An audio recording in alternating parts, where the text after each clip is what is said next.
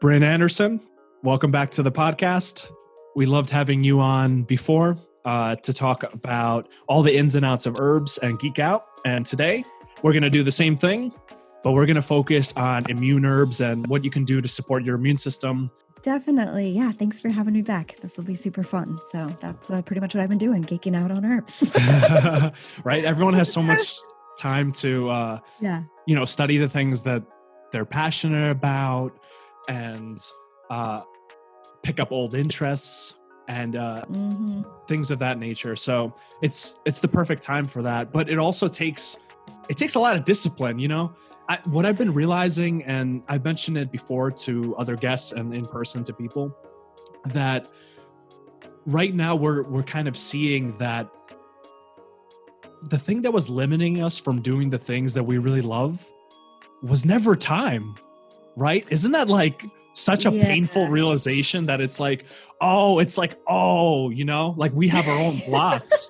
And some of those blocks are good because it's like we shouldn't do those things because we don't really want to. We don't have any motivation. But other things are like, it's the nature of being a human. And I just want to extend the invitation to everyone to understand that these times are difficult and that's what makes you grow. So yeah, absolutely. And that's, you know, something that we were realizing in those first few days of being home, that suddenly it was like, I mean, you know, I've probably seen a lot of jokes like it's March 412th or whatever, you know, and it's, it's accurate, by the way. Right. April's never coming. But that, time did seem to slow down. And I just started thinking about that. Like, you know, there's always this time keeps going faster. And we've all been going faster and technology gets faster and everything's, you know, we're moving at this pace. And so when the machine grinds to a halt, suddenly it's like, dang, it's only 2:00 in the afternoon. Like normally it'd be 11 o'clock at night by now.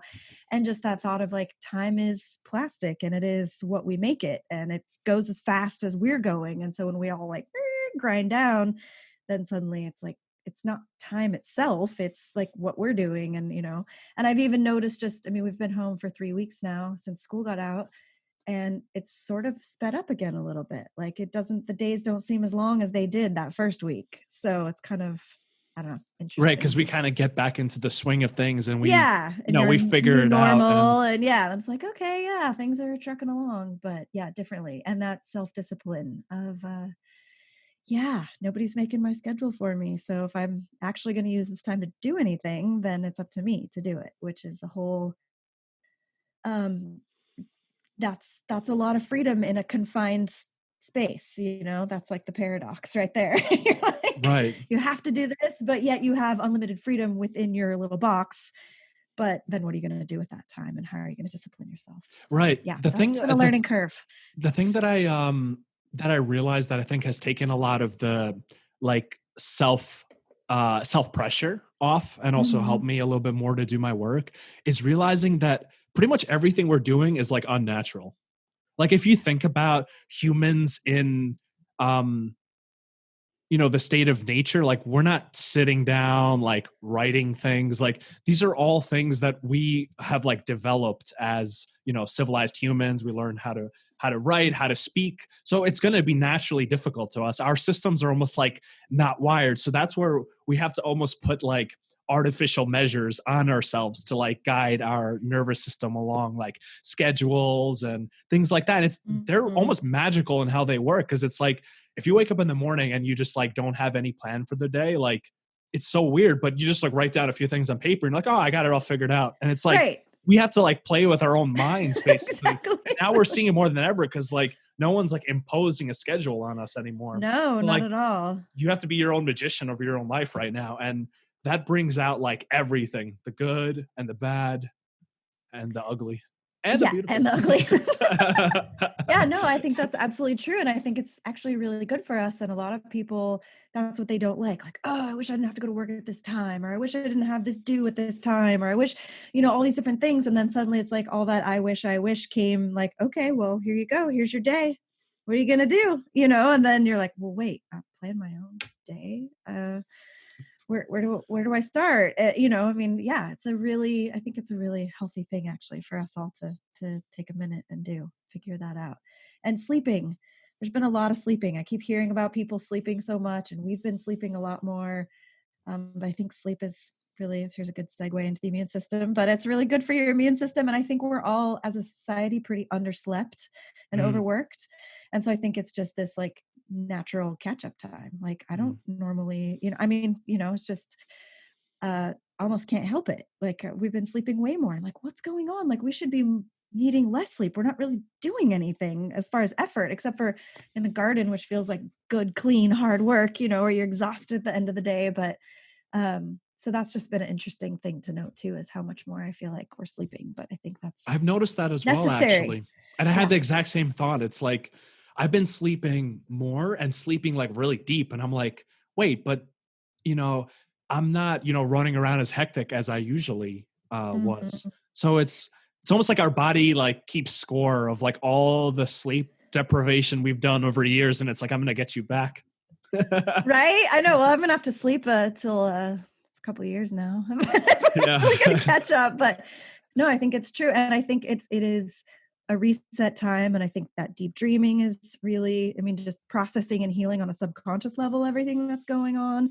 And so I think that's part of it too. It's like it's probably a mental health safety mechanism also, to just be like, all right, I'm going to put you out for a while. You're going to go in a dream state. You're going to process all this. You're going to work through fears and anxieties and whatever, all that stuff. Maybe it keeps us from eating all day long. I don't know. That's another thing I keep hearing, like, we're just eating and eating and eating and sleeping. And I'm like, oh, we're like bears in hibernation, or before hibernation, and then we're hibernating, but it's spring and we should be coming out of that. I don't know.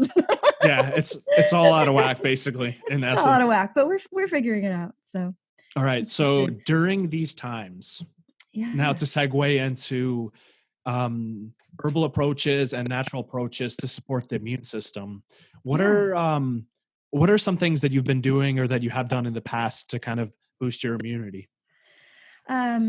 Well, I would say that I definitely start with, before I get into any herbs or anything, is just those basic pillars of good nutrition and sleep. And like we were just talking about sleep, which I don't really mind my own medicine in that regard. So I've been, but I definitely try to, especially like just in general times, if people are sick around me, or I work with children. So if the cold comes through the classroom, then I try to make sure I get that.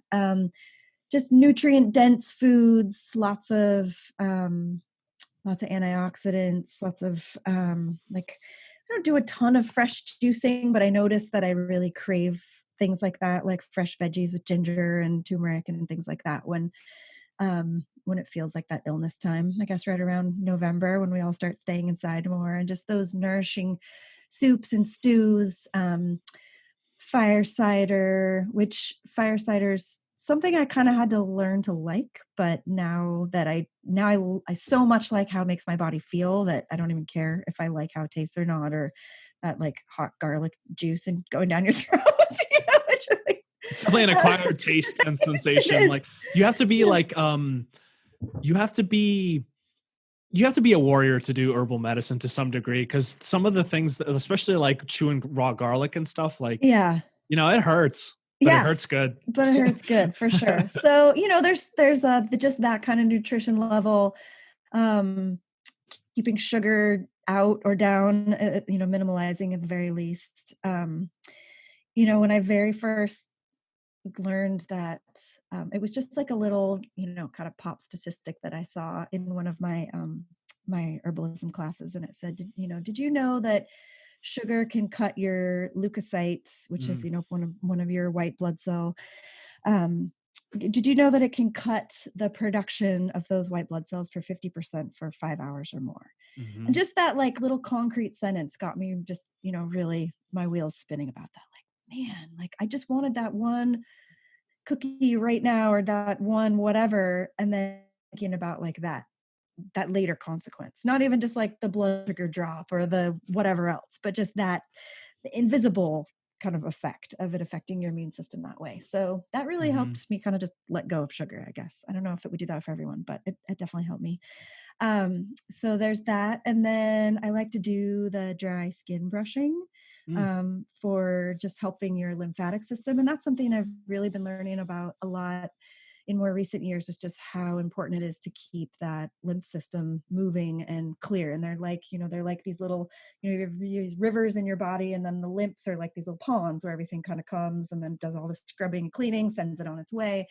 And when that gets stagnant, that's when you start to get, that infection brewing or things sticking, want things sticking there. So that's been just a cool thing to learn about, and for me to put into practice doing this. I really like to do like just all the places where your major lymphs are before showering, doing like the cold shower at the end of the hot shower, which I'm not a fan of cold water. So that was also a really big learning curve for me, but now I really love it. So, it's just, I think it's also just how things make you feel. Like if you hate fire cider and it makes you puke, then don't do it. If you're like makes you super grumpy to have a cold shower at the end of your hot shower, like, maybe just go a little tepid, not cold. I think you also have to listen to reason within yourself and not do it just because it's said it's good for you, but also pay attention how it makes you feel on a whole level. For me, what I've been very interested in is the influence of the mind on the immune system. Yes. Yeah. So I was reading about this this study that just completely blew my mind. So basically, what they did was they had a bunch of rats, and what they did is they gave them some kind of pharmaceutical that causes nausea and like immune suppression. And they put it along with like saccharin, like a sweet sugar substitute. And they had, the rats, take this in. They would take it in, they would get sick, their immune system would get destroyed, as was expected, right? Okay. What they found, though, that was really interesting. So in the next phase of the experiment, they didn't put the pharmaceutical in that causes nausea and immune suppression to the same rats that already had gotten this for a while, and just gave them the saccharin. Okay. And what they found was that these rats just given saccharin were dying.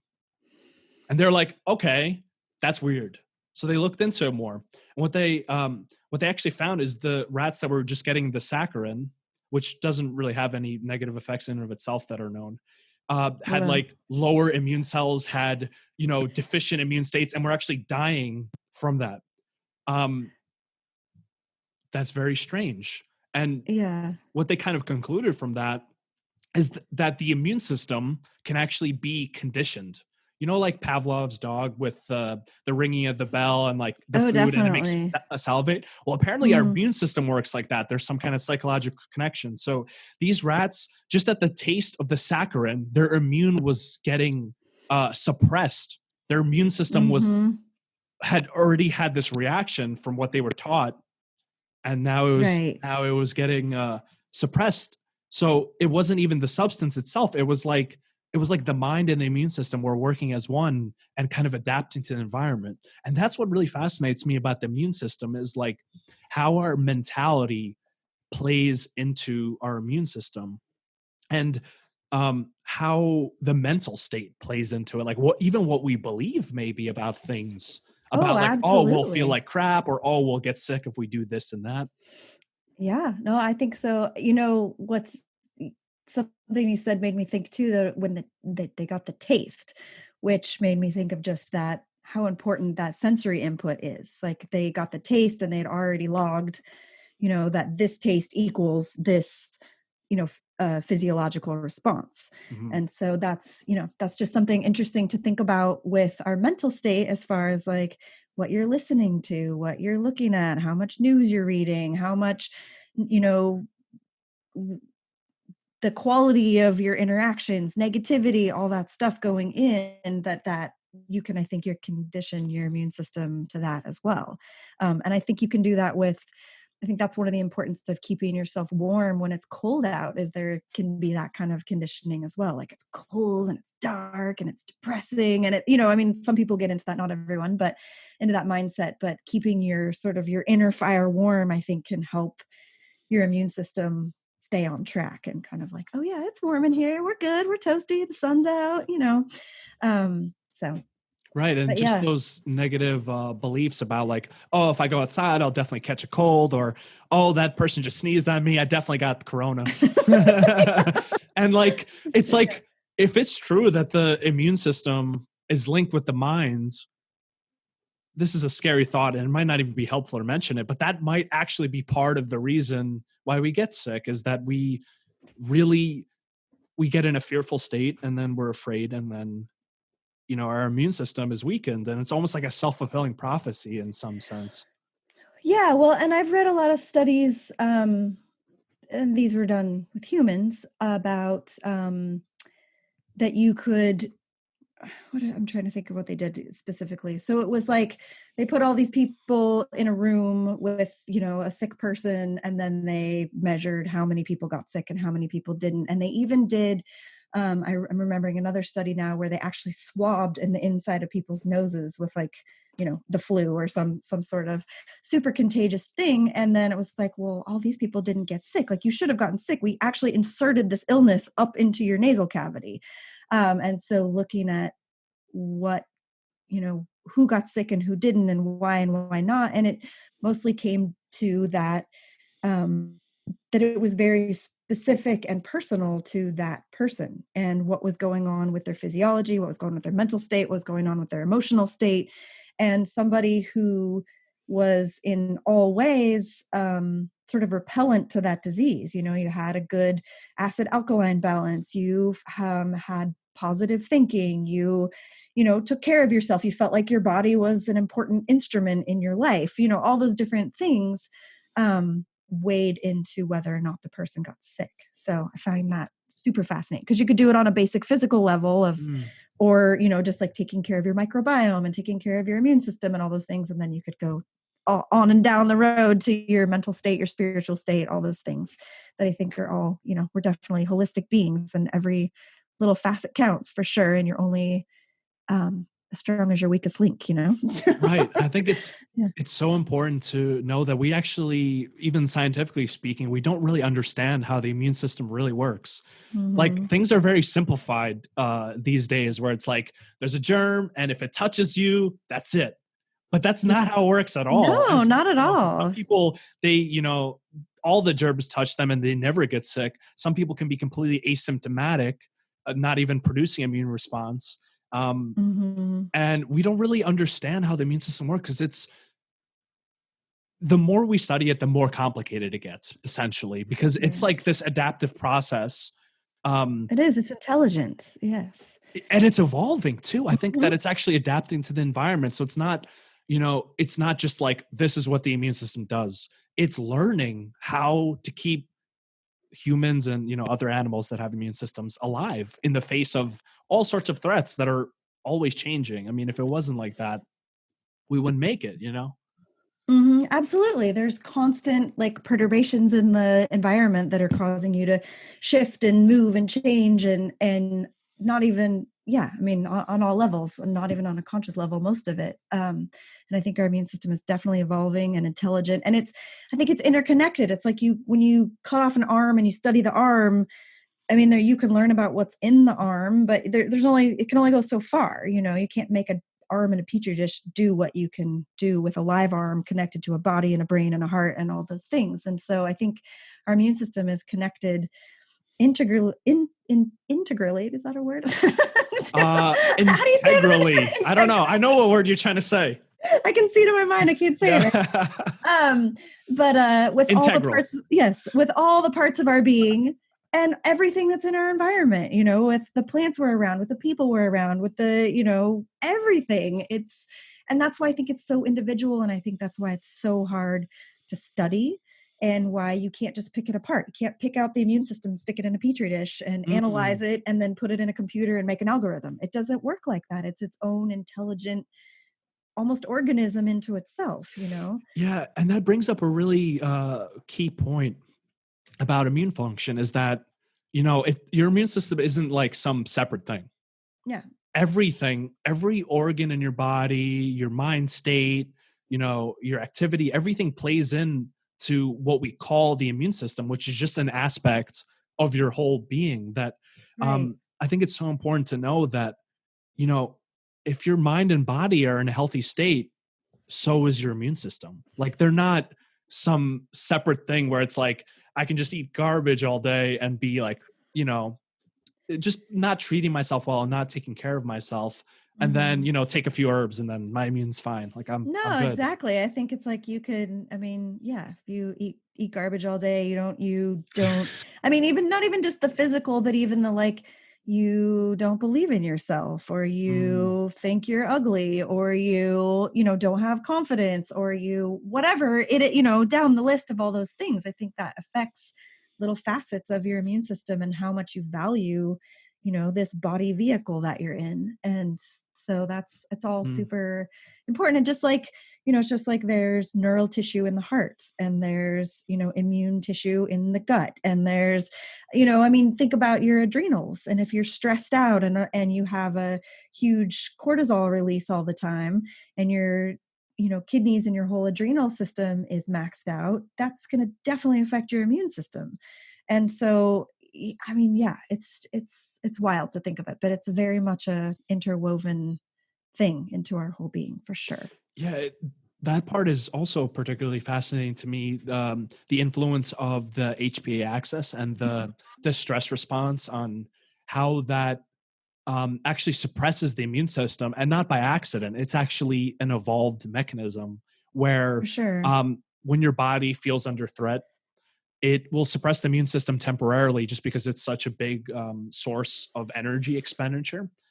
You know, Mhm. for example, you know, you're walking around and you see a tiger and it's about to attack you. It's like, now's not the time for your immune system to be active. It has to basically just suddenly suppress it. And also for other reasons too, because if you get a wound or an infection or you get sick, a lot of what we characterize as like feeling bad when we're sick is actually something that's produced by our immune system from Oh, yeah. cytokine release. Yep, Like absolutely. sickness behaviors, like it's actually something that our immune system is doing to us to protect our species in some sense and ourselves. Yeah, absolutely. I know, if you think of the inflammation, of fevers, of all of those things, that's all a productive immune response. And that in itself is evolving your immune system.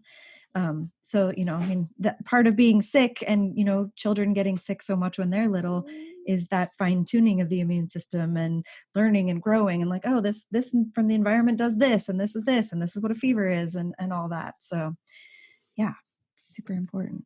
All right, being that we're both lovers of herbs and nature, let's get into all the good herbies. And I want to start off by asking you, what's you were showing me before, what's in your fire cider and why? And what is fire Oh cider? yeah, Maybe for some people who don't know what that is, sure. Here, who I'll put haven't this in felt front of my the face. the burn of it. Here's the burn. Here it is.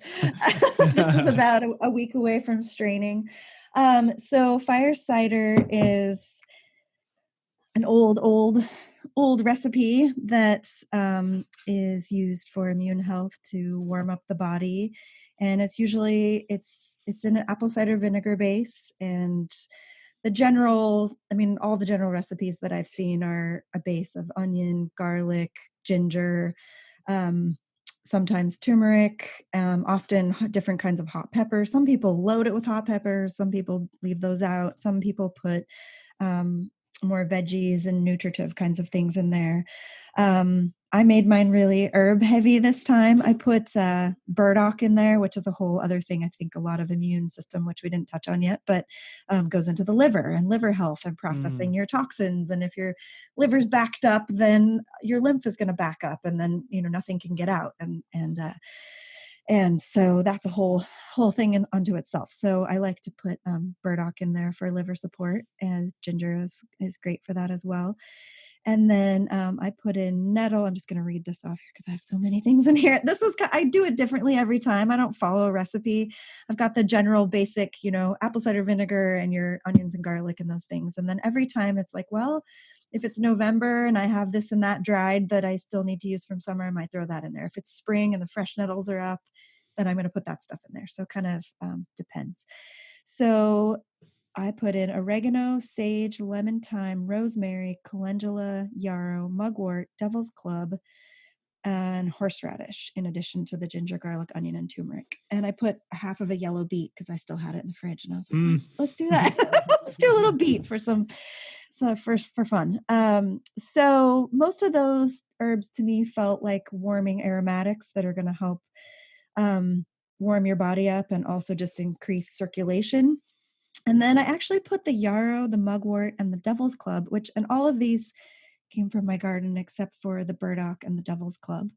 But I put the yarrow and the mugwort and devil's club more just this time. That's not something I've ever put in fire cider before, but I just felt like having a little psychic protection at this time. It just felt like, I don't know, I was out in my garden like, okay, who's coming with me? Who's coming into the fire cider today? And those things just really called to me of like, yeah, let's throw a little bit of that in there too. It seems like just to keep a sort of boundary around all of the fear and anxiety that's coming in from definitely all the news and all that. There's an intuitive aspect to using herbs. Like sometimes Absolutely. a certain herb just feels right to us, or it tastes really good. And sometimes I feel like when I'm craving an herb, that's like my body is telling me, oh, this herb, like it knows what helped. And it's like, get this. It's almost like the way you crave water. It's like when you're dehydrated. But I think we can train our bodies through experimenting with herbs to have our body tell us which herbs we want. And the mugwort is a perfect example of that, where I'm sure if you look through the literature, you'll find that it's like a antibacterial and an antivirus. Oh, yeah. Absolutely. It's a warming aromatic. It's got, its cousin wormwood. It dispels worms and all, I mean, it's got all, I'm sure it has all of those properties. Right. For sure. But to me, it's like all herbs have their own, each herb is just like our body, I think that it has all of its evolving principles. It has, I believe that it has, every yarrow has the wisdom of all the yarrow that's ever been, and all the mugwort, my mugwort in my yard has all the wisdom of every mugwort that's ever been. So I think that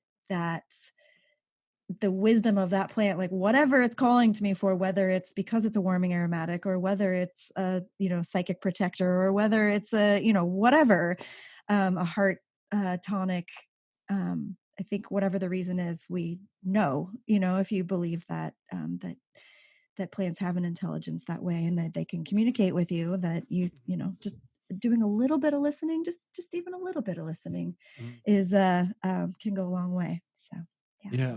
So for our listeners who might be bored at home, who've been doing a lot of cooking and stuff, I wanted to share just like a really simple fire cider recipe. So the one that I made was pretty vanilla in a sense. Chopped onions, chopped horseradish, chopped garlic, a little bit of cayenne, and ginger chopped up. And basically what you do is you get some apple cider vinegar, you throw all those herbs as much as you want. Folk method is you kind of just throw it in there and you don't measure it or anything. I ended up measuring it for fun. Just so I know if I sometimes I like to measure because I want to know if I stumble on like the perfect mixture, like I want to remember what that mixture is. To go back to that and be like, that was the one. Yeah. Totally. Yeah, so you basically blend it up. You got it all in your little apple cider vinegar. And then in that jar, you just like put it off somewhere and you let it sit for like 3 or 4 weeks. At the end of 3 or 4 weeks, you take that jar filled with the delicious heating herb goodies and you filter it through like a cheesecloth, or even like you can use like a clean cotton t-shirt, and that like vinegar, you can add it to like olive oils to make dressings. That's one thing that I really like doing. Or you can just down it like a shot, and you'll feel like the heat and the instant, the mucus clearing properties. Definitely. And like you feel like warm. Like I was making it with my friend here, and I was, of course, just like testing bunches of it. I was just eating like globs of it. With your cat, like at the end of the day, is like, "What is going on?" Yeah, and I started I was like sweating. I was like, hot. I'm like, yeah. So that's a really good thing to kind of drive off all these things. And in my experience, speaking of like little things that we can do to boost our immune, I don't know if you've had this experience, but garlic specifically seems to be really helpful. Like what I'll do is the second that I feel myself starting to get a little bit sick, like, you know, you get the little sniffle, the little scratch in your throat, feel a little feverish, and you just know like this is going to proceed into, you know, full blown illness if I don't do something. I like to take garlic and either just chew it, especially for like a sore throat or something. Yeah. Or mash it up with some honey. And I feel better within like a minute. It's really interesting. And it definitely helps. It helps, you know, boost your just overall immune health for sure. Because a lot of times I'll like lay down and I'll just fast. Take that garlic, and then, you know, the next day I won't even get sick. It's like it's so immune health is a lot about just catching things before they proceed, like not waiting till you're like, you know, bed sick to start taking herbs, but like just take them when you're not sick or when you feel something coming on. Yeah, definitely. Well, yeah, I would say absolutely. One thing about the fire cider real quick is that's another thing besides the dressing is after straining, it is adding some honey and making it into like a syrup. And that makes it a little bit, I don't know, I like how it kind of thickens it down the throat, makes it the garlic stick a little longer. So yeah. But also just to say, yeah, I think that's part of your being aware of your whole body is that noticing when you have a tickle in your throat and noticing when you feel even just like fatigued, like, wow, I got enough sleep, but I waking up this morning and I feel foggy and weird and you know, my left ear hurts, or, you know, just whatever random little symptoms is. When you get sort of attuned to paying attention to what your normal is, then it's really easy to pick up on what your not normal is. And not that our normal doesn't, you know, change and ebb and flow and all that, but in a general sense, because I think we can get accustomed into just like making it, okay, it's Wednesday, I can just make it to Friday, or, you know, I just got to get this paper done, or I got to just get through this week, or whatever, all the things that we pressure mostly ourselves to do, and sometimes other people impose upon us. But I think that we kind of ignore that. And then it's like, oh, I'm too tired. Oh, my throat hurts. Oh, this is happening. And then it's not until you're like, okay, I'm going to bed right now and I've got 103 fever and I'm like down for 2 weeks or whatnot, you know, because you didn't listen in the beginning and just like lay down and have a piece of garlic, you know, or whatever. I mean, you know, so I think it's really important. And of course, it's not always, you know, sometimes you just have to do stuff. Sometimes you have to get up and take your kids to school or whatever it is you have to do. But still, I think there's little things that you can do no matter what, if you just learn to pay attention. Right. And it's like we don't have full control over everything that happens in our lives. So sometimes, you know, it's not our fault when we get sick, like probably most of the time. But there's so many things we can do. I don't know if if you've had this experience, but what I've noticed, like so many stories of people, you know, being busy all the time, working, et cetera, et cetera. And when they go on vacation, the first day they go on vacation, they get sick. Yep. What do you think that is? Like that seems very mysterious to me in some sense. I can definitely speak to that a little bit, for sure, because we've had that happen several times where it's, you know, we have 2 weeks off for winter break, 1 week off for spring break, for school. And it's like, oh, sure. As soon as spring break hits, then somebody gets a cold, or winter break hits and, you know, we all get the flu or something like that. And I think that's part of, that, just like you're going and going and going and your body knows because it's intelligent. And you've also set up this rhythm of like, I'm going, I'm doing this, I'm getting up. And then suddenly when that stops and you're like, oh, well, you've slept in for 2 days or you didn't get up and go to school. And then your body's like, oh, I can rest. And then you rest. And then, you know, I used to think it was like maybe you're letting your guard down, but I don't even know if it's that. I think sometimes it's a reaction to maybe overexhaustion and adrenal fatigue and all those things finally just catching up with you, where you finally stop and your body's like, all right, lay the F down. You're going to be sick now. And I'm going to like do all this reparative and restorative work. Cause I don't, you know, I mean, I think we think of sickness as being bad. You know, I mean, we've thought about that for ages, since the bubonic plague and before that like sickness is evil, sickness is bad, sickness is something you don't want to be. But I think there's also an intelligence to that. I mean, we've obviously co-evolved with all of these viruses and bacteria and germs and all these things for some reason. And so part of, sometimes I think when that happens, when you get sick for a break, is just that kind of intelligence being like, I need to make some repairs on all body systems. So you're going to lay down and you're going to have a fever, and we're going to clear out all the last 4 months of garbage that you were too busy to deal with. Yeah. Sometimes I think it's that. For sure. Yeah, there's that idea of the healing crisis, right? Mm-hmm. That like we in modern times, as you were mentioning, we tend to think of illness as like something bad, something to be avoided. But to some extent, and it's been said, and I also do believe that if you don't get sick every once in a while, it's a sign actually that you're not healthy, which is seemingly a little bit unintuitive. But the reasoning is that what we think of sickness and illness in a lot of cases, especially when it comes to infections and things like that, is actually, that's the moment when our body finally mounts their response. So let's say like in the case of somebody who doesn't get sick until they go on vacation, maybe they've had like a low level cold for like a while that's been influencing them, but they've been so busy that their body is just like, all right, let it go. It's almost like disorder came into a kingdom and there was riots, but they were like, we don't have time to focus on that right now. Just suppress that. Yeah. And then the moment where like the person knows, okay, I have a safe space, I have some time, the body's like, okay, now's the time to get rid of all those ne'er-do-wells that have been, messing up our space. And what that looks like is like a fever, and what that looks like is like a runny nose. And those are all ways that our body is actually ramping up the immune system and helping us overcome all of these things. So I think that's probably part of that getting sick during vacations, is like you finally can safely, like, and I don't know if you've noticed this, but a lot of times after being sick, like I feel a lot better when I do get better. Like I feel better than before I got sick.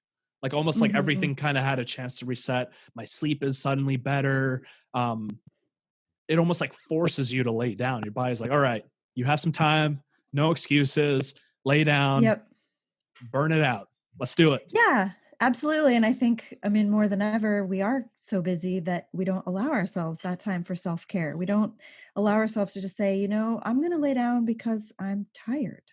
I'm going to lay down because I feel like I need to lay down. Like that's not really a viable reason in our society to lay down.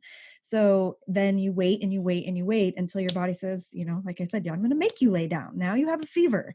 Now you're contagious. Now you have to lay down and you can't go anywhere. And so it's like I think just going back to that subconscious too, it's like you need a reason to lay down. I'm going to give you a reason. It's like your body has all your different facets. And so your immune system maybe is doing that even for your mental health, like you won't stop, you won't lay down. Like, here, you need a reason. There you go. Now you can lay down, and then while you're laying there in bed, you might start thinking about things. You might start processing something, or you might like get over some whatever thing that's been stuck in your mind, or problem you couldn't figure out, or whatever. You might have time to sit and talk to in a long time, or there's just various things that can happen with that healing that weren't necessarily the reason. It wasn't about the sore throat, but then it turned into healing in other ways. So I think that can be a definite truth. And I think you're right about that feeling better after, because I think you let go of a lot of toxins when you're sick, when you're sweating, if you're sweating, coughing, puking, whatever it is. I mean, those are all ways that your body is sloughing off metabolic waste and, all those different things. And there's, they talk about that a lot in Chinese medicine about diseases that help you grow and diseases that are debilitating.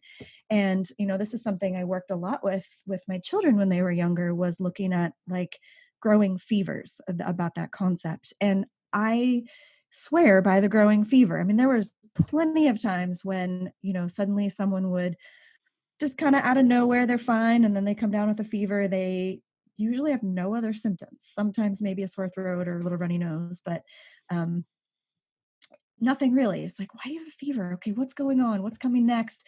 And then boom, they lay down for 48 hours, wake up, I feel better, mom. And then you're like, and you're 2 inches taller, or your face has changed in some little way, or you're suddenly doing some sort of skill. When they were really little, I would see, one of my kids would have one of these fevers, and suddenly they'd come out of it and they'd have like 50 new vocabulary words, or, like suddenly their potty training, jumped a significant step, or they were feeding themselves, or, just whatever those developmental phases that I started to be able to mark these sort of jumps in developmental growth with an illness. And it wasn't always a fever. I mean, sometimes it was a cold or illness, but it was easier to see in them than in myself. And I think that it happens for all of us, but just, being able to see with kids, and they're growing at such a rapid rate that you can kind of, mark it physically. You can see it with your eyes. So that's really stuck with me. And there's a lot of illnesses that are like that. A lot of which, are frowned upon now, but even like chicken pox and things like that, that's a growing illness, and that's something that your immune system needs to have in order to mature from. And it pushes you into a new stage of development, psychically, emotionally, and in all those ways. So that's something to think about. That sounds to me so much like the healing crisis idea. Mm-hmm. So, to go a little bit deeper into that, so the Sure. people who have been engaging in like more holistic healing and holistic therapies notice something very strange about their patients over time. So for those that had like a chronic disease that's been around for a really long time, what they noticed is that when they began treating them, if they actually found the effective way to overcome it, whether it was by herbs or a lifestyle change or something like that, they would actually have to get suddenly very sick for some period of time before they can break from it. But then after that period of sickness, their symptoms were gone. Like they were cured in a sense. And I think that's that idea of like a lot of our illness is just like chronic because our body never gets that shot to just get over it. And sometimes you have to get worse before you get better. And in terms of how that's related to these times is, I think that's the cornerstone of how the immune system functions in general. And if you can get yourself into the best health that you can and get over many of these chronic things that are happening, then to some extent, you don't need to worry as much about external things because your body's there and it's ready to mount a response. And that's what we're seeing with this situation is that people that have a lot of other conditions, they're the ones that are getting hit really hard. And I think it's for that reason, their immune system is so encumbered by so many things over such a period of time that it gets an extra threat. And then that's it, it's too much. Definitely. I think that's, yeah. So what do you do dietarily when you start getting sick? Dietarily, I do a lot of hot lemon ginger water. That's like my go-to absolute favorite thing, and a hot water bottle and go to bed. Those are probably my main things. I like to do like hot showers with steaming herbs, like eucalyptus and peppermint, lavender, things like that, just to open up the passageways.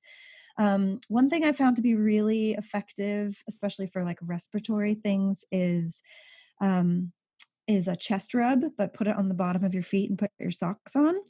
Which there's all kinds of home remedies about, like putting onions on the bottom of your feet and doing the same thing, or putting on like a wet sock and then putting on a dry sock to pull the congestion out of your lungs. But I found just even the simple chest rub on the bottom of the feet and like on the top of the back is really super helpful and soothing, and just kind of, seems to be clearing.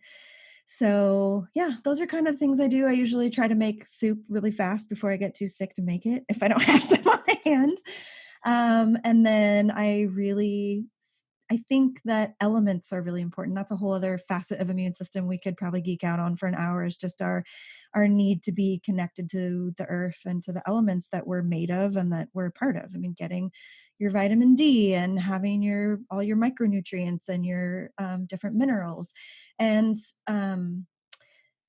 I learned a few years ago that if you live north of about Los Angeles, and if you're in the United States, north of that latitude, you're not ever really getting enough vitamin D for your immune system.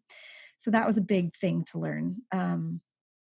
for me. So once, I mean, that was quite a few years ago. So I started having our whole family taking 2000 IU of vitamin D every day. And it really, really, really, really helps. Like it's a marked difference in our immune health. But also just getting outside and having light, even if the sun's not out, just having the shades on your window up, or, just being able to access the natural world in some way. Going outside in your bare feet for a few minutes. And then just the elements of making sure you have enough iron. I think iodine is really important. I think as a culture, we're really lacking iodine in our systems, especially for towns that have fluoridation in the water. Iodine and fluoride are on an axis. And so when you have too much fluoride, or, a certain amount, when you hit a level, then iodine starts to be leached out of your body. And iodine is crucial for so much of your hormonal health, as far as your pituitary, your thymus, your pineal, all those things, and your immune system. I mean, they all really need good iodine to function properly. So, and let alone just the amount of, in-air radiation that we have these days that we didn't used to have, that I think iodine helps with. So that, and zinc, and I'm trying to think what else. Just, those kinds of good vitamins, good quality, good water, all those things are really the important. essentials, The essentials. Sure. And then the herbs kind of help our body along that path to healing, but they can't really do it for you, but they can be like the most amazing allies. Yeah. No, I think that's what it is. That's like the bait, it's like you have your levels of like, and I think nutrition is at the base, with the other basic things like having shelter and those things. So yeah, having good nutrition, and then you can build your herbs on top of that. And then that's all individual as well on, what kind of herbs work for you. And like we were talking about, what's growing around you, what speaks to you, what's comfortable for you, all those things. Yeah. Right. And so you said you start drinking a lot of like ginger waters and stuff. It sounds like you're kind of doing like a little bit of a fast as well when you're starting to get sick. Or like light foods. There's a lot of interesting research about how fasting increases immune system activity, and all the phagocytes, they're basically these immune cells that eat up debris and pathogens and things. They they have a surge when you don't eat food for a certain period of time, even if you're not necessarily sick. So it's interesting to me, and that's been actually one of the primary things that I do right when I start feeling a little sniffle, in addition to the garlic and things like that, and like hot teas, is just stop eating until I actually get an appetite. And I'll notice sometimes I won't get an appetite for a day or two when I'm starting to get sick. Definitely. And that just seems to make me rebound so much faster than when I follow maybe the craving to eat emotionally when I'm feeling like crap. You want to eat emotionally. You're not really hungry, but you're like, oh, because there's this idea that like really heavy, dense foods, they're very consciousness lowering, right? So like you don't want to be conscious of like the feeling of unpleasantness of being sick. So you kind of like numb yourself out with like exactly the things that you shouldn't eat usually when you start getting sick. It's weird. Exactly. Yeah, no, I think that's true. I think just those nutritive broths, thin things that are like not carbohydrates, and don't put a bunch of noodles in your soup, or mashed potatoes maybe, or whatever. No French fries? No French fries. Oh, no. Probably I think cutting out gluten when you start to get sick, if you're not doing that already, is a really great thing to do. I think that because it's kind of like we were talking about with the fight or flight response, right? Like suddenly you're like, you have to run from a bear. You're not hungry, your immune system isn't working, like all your blood goes to your central organs so you can run as fast as you can, or pick up the car off the toddler, or those kinds of things. I think that when your immune system has its own sort of adrenal type response to like, okay, I'm going to go to the essential. I'm going to unleash my white blood cells. I'm going to, do this inflammation response here. I'm going to, start to shed cells here, and, all those different things. And so it's like your digestive system doesn't need to be bogged down at that moment, just like the other things that you're going to stop doing. So I think that is a really good, and I think the key part about what you said is listen to yourself and listen to the part of you that has the appetite for hunger, not the part of you that's emotionally like, yeah, I'm just going to sit down and eat these fries and I'll feel better emotionally or whatever.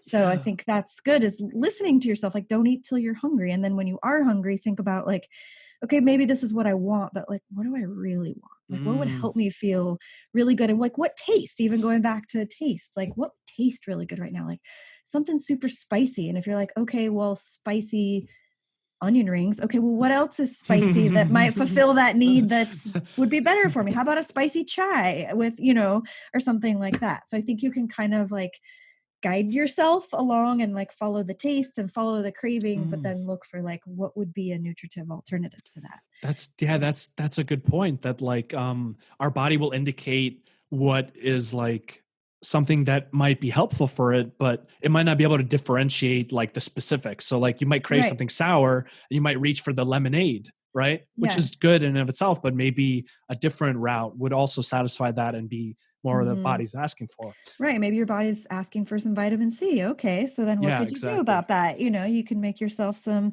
rose hip tea and with a squeeze of lemon or, something like that. A nice, really strong one with some honey in it. Yeah. That's what's up. And some hibiscus too. Yeah, that would be a good, and I think that, sour is a good, important taste, which is, cooling as opposed to those warming herbs. But I think that's also a good balance, because you can dry yourself out too much if you're, garlic and ginger and like you're getting really hot and then suddenly your mucousy cough turns super dry and raspy and suddenly your head hurts and you have a dry headache or, different kinds of things. So I think that's good to listen to what your body's telling you about that too. Like, okay, now I need to make some adjustments. Like I've been craving hot ginger for 3 days, but suddenly I just really want this cool raspberry lemonade. Like, well, why is that? Okay, maybe I'm drying out too much. Yeah, go ahead, have that, or make yourself a hibiscus popsicle or something. And then, because I think your body, like we talked about listening, your body also knows when it's time to balance or when you're going constitutionally out of balance. Yeah, that's an interesting point of like the heating versus the cooling herbs. So the way I think about it is like it's like the theory of homeopathy versus the theory of allopathy, or a lot of what traditional herbalism is about. So like if you think about when you're starting to get sick and you're having a fever and everything, like your body in some cases is in this like what would be considered more of like a hot condition. So the way I think of it is like things like horseradish, garlic, onions, ginger, all very heating. And you would think, well, why would you give something heating while they're in a hot condition? Well, it's almost homeopathic in that sense, where you give them more of what their body is doing. So like if you have a fever, you give something to actually increase the fever to help the body. Or, you have a stuffed nose, you give something that actually makes the mucus run, that increases the mucus, because the mucus has like a healing purpose. Like mucus doesn't happen just to annoy you. Like it happens to trap particles and expel it out of your body. It actually has a reason. Yeah. So like that's how I like to think. Or like it might make you perspirate. Like you might be perspirating a little bit, but you take an herb that makes you really sweat, and now all of a sudden the pores are really open, and now the body you're helping the body do what it was trying to do. Like you're kind of giving it like a helpful nudge. And then the cooling things are more like acting against that, like calming down that hot response in the body when it's becoming too much, when the fever is, too high, when it's the runniness is too much, that it's starting to cause its own problems and go into the lungs and things like that. Right. Yeah, I think it's all about balance. I think it's all about you do that, that like treats like kind of thing. You take hot garlic and then you heat up your fever. And then once, it gets to a certain point, then your body, there's a tipping balance there. And then, then I think you need to use the other, it's always about keeping the balance. And I think you push one way and then you get to that point and then you got to push back the other way and, just keep yourself balanced in that regard. So, which can be tricky, especially when you're sick and you're taking care of yourself also. That can be I think it's good to flesh it all out when you're healthy and kind of have those practices. It's like if you aren't ever really thinking what to do, and then you suddenly get sick and you're like, okay, what herbs do I take? What do I do? What do I do? That can be tricky to navigate. So I think it's nice to just kind of be thinking along these lines of everything we're talking about, so that when it happens, you can kind of just tease it out in your wacky fevered state or whatever. What do I need to do now? I'm too hot and dry. What do I need to do? Oh yeah. Or just, think about what feels good. That, like I said, like the cooling down with the sours. Yeah, it's wild. I think herbs are so intelligent, just like we are, and they're different. They're so different than pharmaceuticals. They're not, it's like, there was a lot of research with elderberry right now and talking about the cytokine storm and whether that was real and all these different things going on. We don't have to get into that.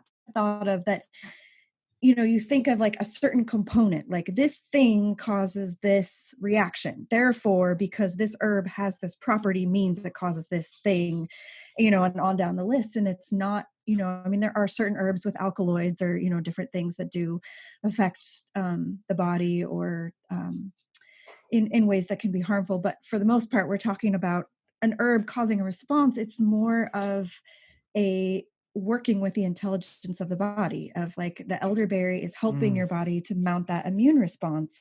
And then your body's going to work with it just as it needs to. Like hawthorn can work with the blood pressure and can raise it or lower it. It's not something that specifically raises blood or lowers blood pressure. It goes in and communicates with your heart about what it needs, and then it, does its thing. So I think that's also really important to remember when you're working with herbs. It's not this for that kind of thing, that you're working with your own body's energetics. You're working with the individual, like you're working with the disease as its own individual organism with its own energetics in addition to yourself. And then also just looking at the plant as being an intelligent being, to like how it's going to interact with your body and its, and its thing. So. Yeah. Right, because herbs, they have a lot of different compounds in them. They're not like pharmaceuticals where it's like one thing.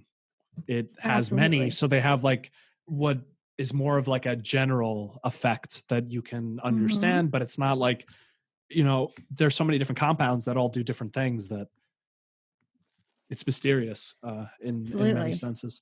So let's say you could only use 3 herbs to support your immune system. Ooh. You only had 3 and that's it for your life. Which ones would you choose? Oh man. Choose carefully. Yeah. Wow. Do I have like a little 30-second song? Yeah. Think about this, Jeopardy. Yeah, sure. I'll share mine because I was thinking a little bit about which ones. Yeah, definitely. So garlic, 100%. Okay. I mean, you can't beat garlic for its like antibacterial, antiviral, for its ability to be used for, it's a pretty significant antibiotic in terms of research on how it works. So that one, 100%. Absolutely. Then probably ginger too, because I feel like ginger is just so good at like heating the body and like clearing mucus that it's like, like I feel it right away. Like I chew on some ginger and like my nose is like running, just like thins everything. And the last one, let's see what else I would use. I would probably maybe licorice,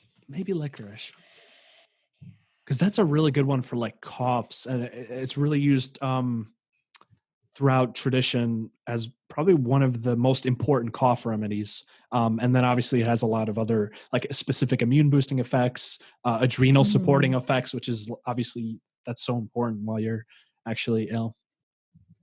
Absolutely. Well, and the one important thing about licorice, what we were just talking about with the energetics, is that most herbs are either cooling and drying or heating and drying, but there's much less of a class of moistening herbs. And that's really important. Like we were talking about, if you have a very junky cough that suddenly then gets really dry when you take, a drying herb, and then that can cause its own complications. And so I think licorice is, can be a really essential thing for formulas for immune health, just to add that moistening and demulcent quality in there, so that you're lining your lungs and your throat and your gut and all that while you're, having those other hot drying herbs in there. So that's super important. So not to interrupt you, sorry. Yeah, no problem. Thank you for adding. I also saw some research about chewing licorice can actually be really helpful for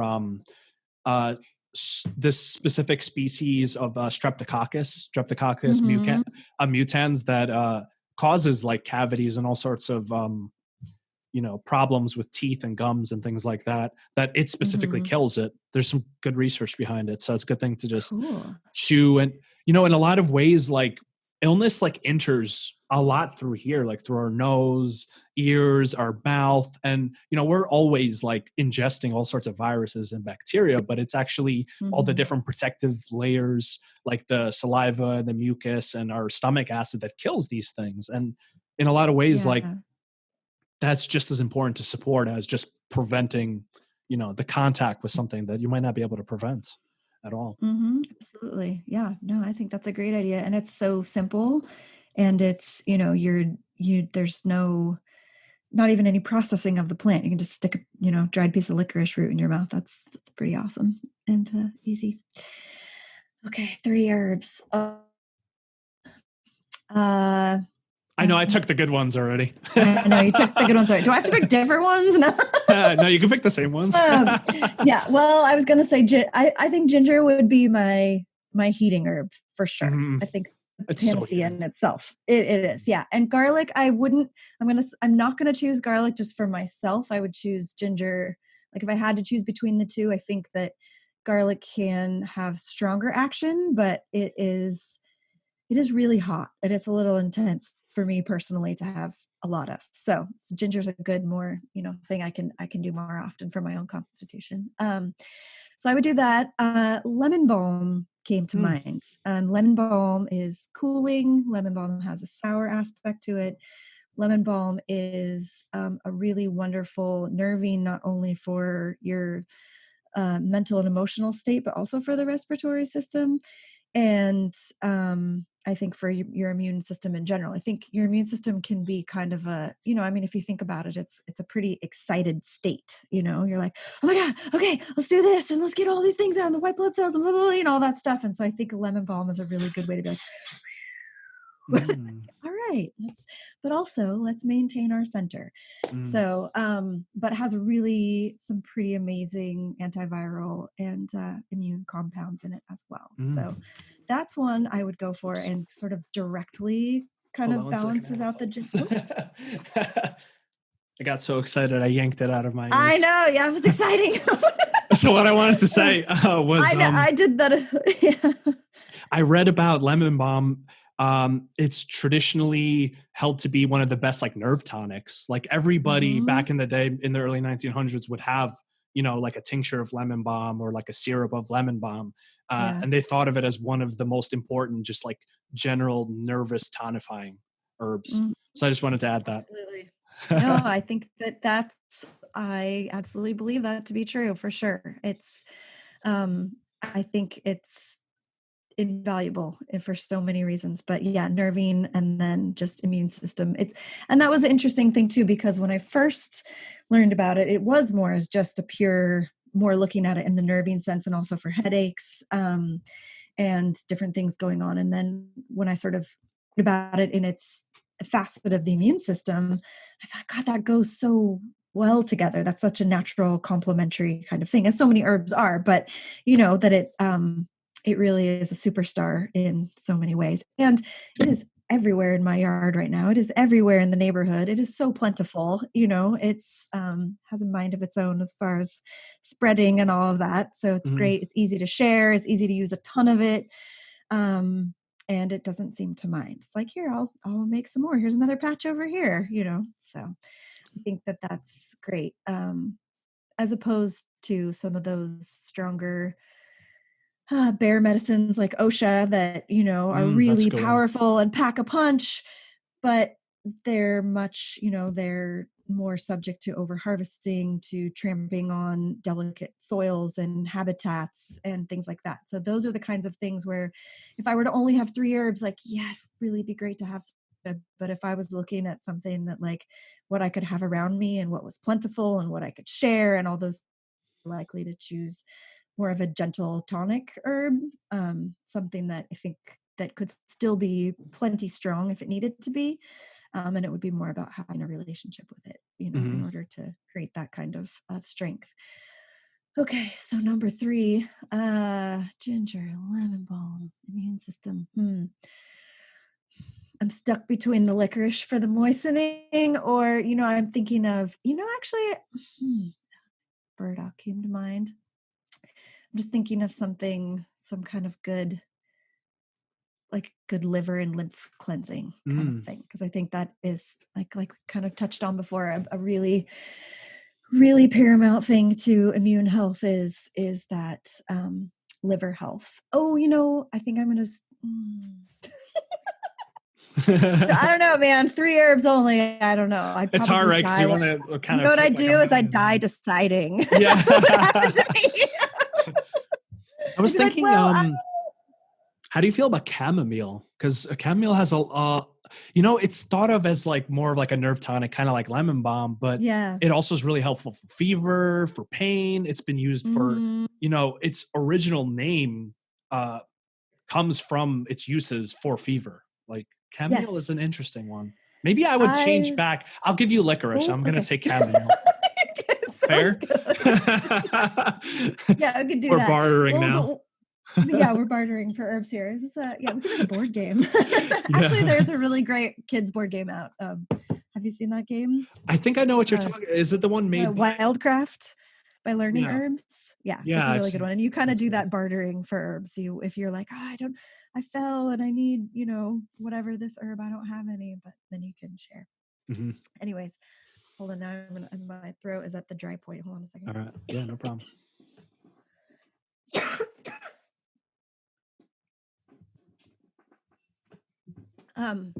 Calendula was something that came to mind. That's a good one. Calendula is one of my hands down, definitely top super duper favorites forever.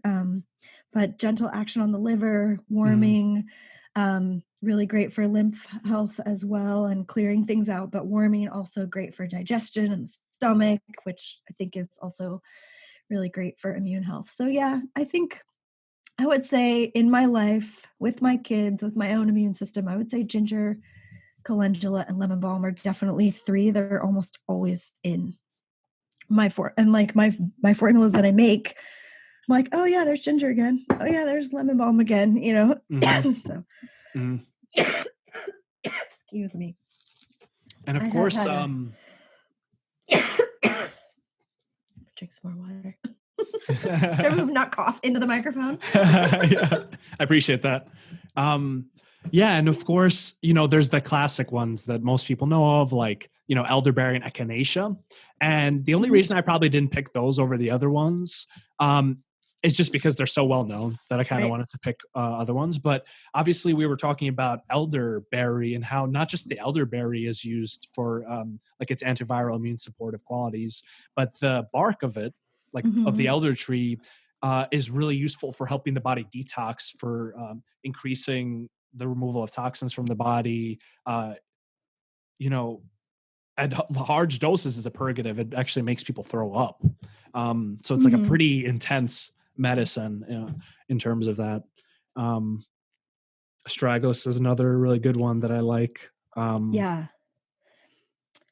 Astragalus, elderberry, echinacea. And I think of, like echinacea became such a poster child of the immune system. And, what I really think that it's more about is just that clearing of toxins, and that it's alterative action of, it's not necessarily, I think it does stimulate the immune system. It has antiviral and antibacterial properties, but I think it's more about that sort of like getting your body in tip-top shape more. It's like getting that whole lymph and cleansing system, which probably clears out. I'm thinking, like if you have just a bunch of metabolic waste sitting around and whatever, that if you start taking that as you get sick and you're able to clear that out, that perhaps your immune system can function more effectively.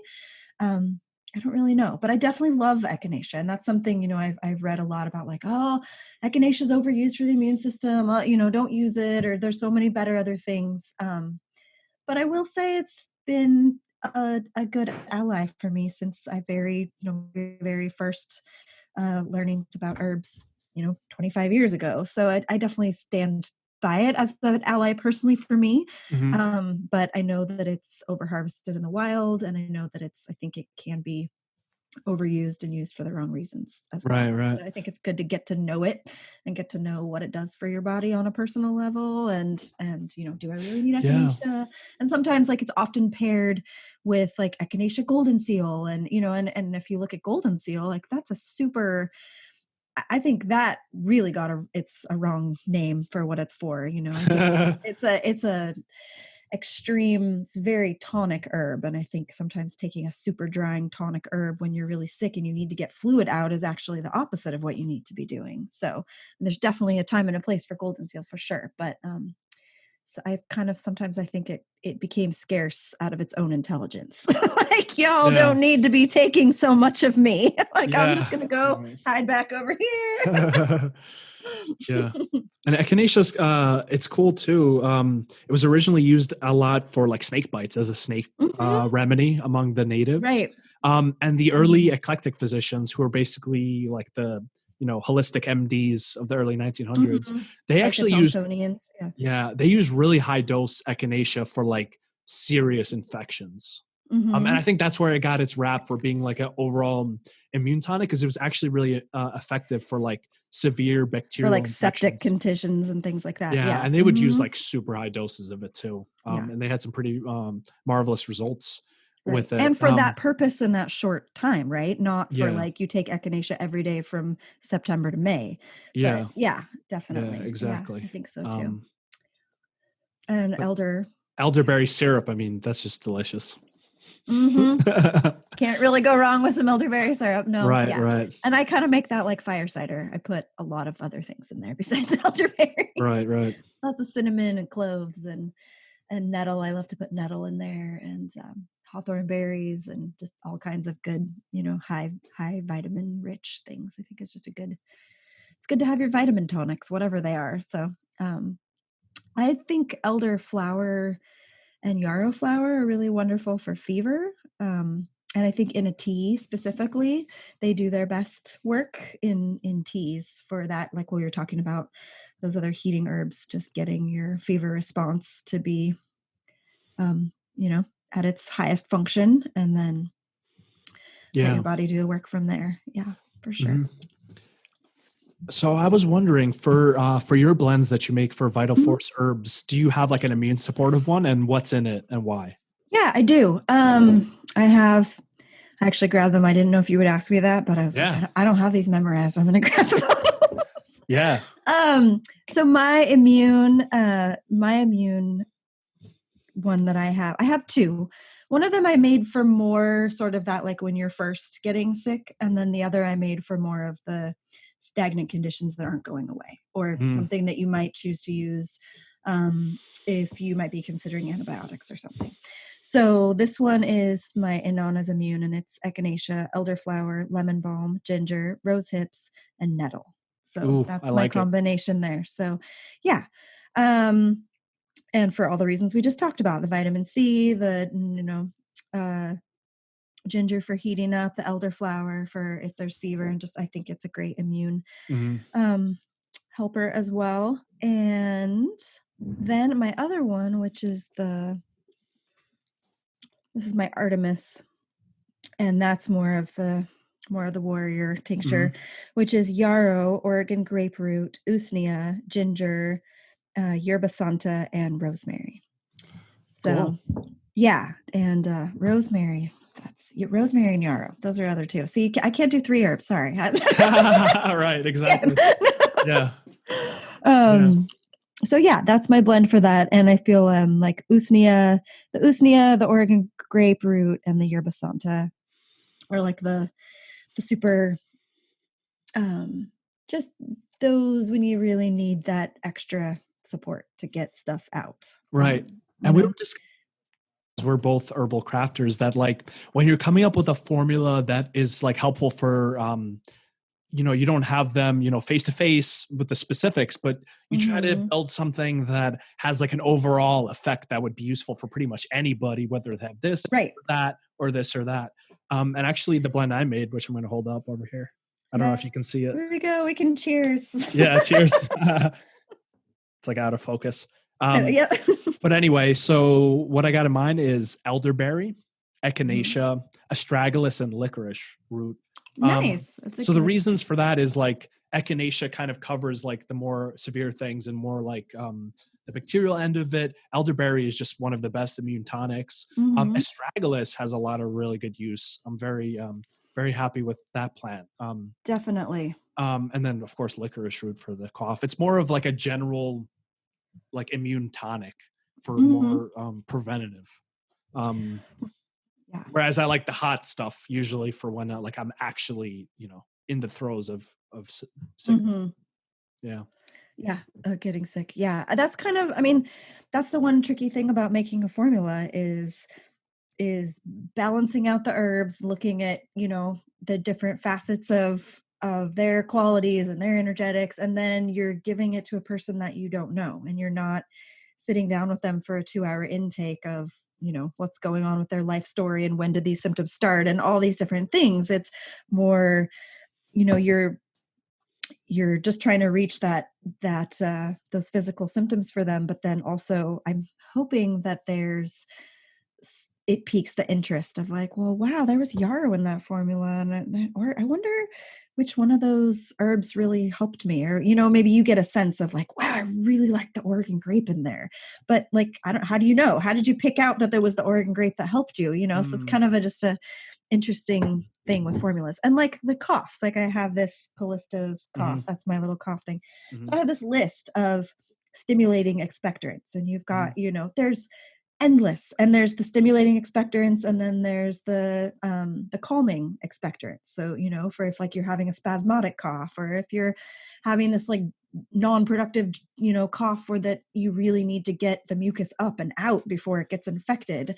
And there's pages and pages of those. So it's looking at like, do I want 25 different expectorant herbs in this formula? Or do I want, like, why are they listed as expectorant herbs? You go to all your different herb books or, all the classes, and you could get lost for days in. And so just even hand picking, like, why do I feel like I want mullein and elecampane together? Why do I want, like, why am I going to add in ginger? And, just really thinking through, down your list of immune herbs or expectorant herbs or respiratory herbs or whatever they are, like fine tuning, why do they go together, I guess. And I think that's one of the key things for making a really good formula is just putting like the really key stuff in there so that it kind of covers all the bases. That's kind of what I thought of when I was formulating, is like, how can I cover all of the bases for a person that I can't see face to face, so that pretty much anybody, it would be helpful for like their immune function, without knowing like the specifics of it, which would require and also herbalist. Definitely. Yeah. And sort of, I feel like you end up going with more gentle things as well, that you could use, like the more tonic herbs, right? More than the hard hitters, because you need to be able to say, well, wait, you should probably only do this for a couple weeks, or, oh, you're taking that medication, you probably shouldn't take that, so you do kind of have to also look at those things for sure. Astragalus, though, I wanted to ask you about that. So I have been hearing so much about, astragalus is very familiar to me, but just recently with this current virus going on, about take your astragalus. But I'm noticing that there isn't really any conversation about when to take astragalus. And I learned that astragalus is something that you should only take when you're healthy, because one of its superpowers is that it encases cells. And so that's how it strengthens your immune system, is by taking those immune cells and basically like creating an extra armor around them. And so that makes you really, your immune system more stealthy. So that when you take astragalus, when you have an active infection, that it can actually, the virus cells can actually be encased. It can use the astragalus just the way your own cells can. And then they can become even more difficult, because then now they're armored inside your body. And so, and I learned this from a acupuncturist, an Ayurvedic doctor, and she was talking about how often conditions can be driven deeper into the body, because that virus is then encased and then can just kind of make its way down to the bottom of your lungs or wherever. So So anyways, but then I've heard, I've read all sorts of various things about astragalus is great for this specific virus or for the flu or for different things. And so I don't know. I mean, I guess I haven't really got to the bottom of it yet, of those kind of varying schools of thought about whether astragalus is indeed something you should only take when you're healthy, or whether it is something you can take all the time, or whether it's indicated for certain things. So I don't know if you have any insight on that. Yeah. So in my researches about astragalus, the main reason why I went with it is just because of its preponderance of use as a more like immune tonic for, as you said, for people who are already healthy, to like keep their immune system in check. And out in this book, this is an awesome book, by the way. I love that book. I have that book. Yeah, it's awesome, right? It's my favorite. It says specifically about astragalus for the specific indications: beneficial to weakened individuals with frequent infections, illnesses, nutritional status, and general lack of vitality, more of a tonic to the immune system, and a preventative for colds and influenza. So it's more of like, from my understanding, it's more of like a tonic. And that's the theory of putting it in there. Sure. And I think that, like you said, that like you were just reading, the weak individual, I think there's definitely those herbs that are building and help your immune system to build up after it's been knocked down. Like I guess you were saying earlier, like feeling better after you've been sick. But then there's those few illnesses, I think sometimes you come out of them and you're still in a haze and you're like, oh man, like, am I ever going to get better? And I think that's sort of a signal as to your whole constitution has been weakened on some level and now needs to be strengthened. And I think, astragalus is wonderful for that. And ashwagandha and some of those more like building nutritive licorice, I think also can be really good for that. They're more of that sweet, almost like carbohydrate tasting, or those really fleshy root kind of things that are building your system. Yeah, a lot of the really sweet tasting herbs seem to be very particularly beneficial for the immune system. I've noticed, obviously, licorice, astragalus, elderberry to some extent. Yeah, I think it's the building aspect of just like fortifying your constitution, I think is what I kind of understand, I guess, and get the feeling from them. Well, the sweet taste in Chinese medicine is associated with the spleen. And the spleen is obviously like immune organ. So that's another part of the reason. When I taste something that's like, it has this like herbal sweetness that's not really from sugar, I think, oh, immune system, which is really interesting, because if you think back to the days before the mass production of cane sugar and beet sugar, when we were getting our sugars just from the plants that we were eating, that may have been a very natural response when you're sick, is to crave something sweet. Maybe you're craving that sweet root that's going to help stimulate your immune system. You're not craving cookies, but you know what I mean? But it's like we were talking about before, you don't necessarily, your mind isn't differentiating. It's like what you have available and what you're used to. So back in those days, it was like, well, what I have available when I'm feeling something sweet is I'm going to dig up some licorice root. Well, that's the interesting thing, is like, we actually, we have like taste receptors in our like whole digestive system that even if we're not conscious of the taste, they because it's like connected to our nervous system, there's a certain response. And going back to the story of the saccharin, like it's interesting in that case that's that whether or not the person is aware that the sweetness is helping their immune system, it's like it's almost like the taste of the herb causes a certain response in the body without maybe even having a material effect in some degrees. Maybe it's more of a information signaler that you don't even have to be aware of, because it's like the internal taste mechanisms. Absolutely. And I think that that's part of it. I mean, that's how, there's plenty of herbs that have examples of like, oh, we studied this and it's found to have no effect. We pulled it apart and we did all these things and there's no evidence. But that's the kind of thing that you can't necessarily capture in a laboratory, is that like just the taste, that was a communication with your body. That was an intelligent thing to say, hey, like, you're going to taste this on your tongue. And therefore, it's just like bitters, when you taste bitters, and then it causes your whole gastrointestinal system to turn on and salivate and produce bile and all those things that it does.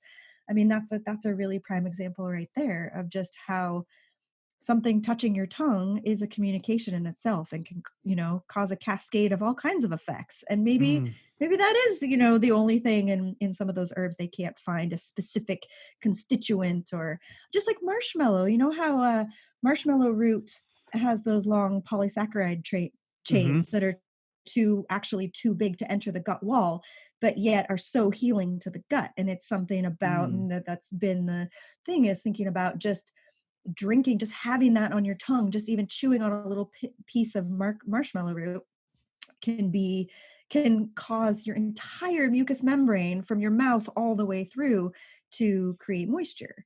And how is that? That's more of a communication response, not an actual physiological thing. If that polysaccharide chain isn't able to cross, then what's going on? But it's working. There's plenty of evidence that it actually does something. So. Right. And being that we're raised kind of within the Western paradigm, we think of it very Newtonian billiards, like, you take in an herb and the chemical does something, but that kind of forgets about all of the things that we don't understand, like the taste of the herb and the energetics and what the herb does in our body that might not be just purely from the compounds that are in it.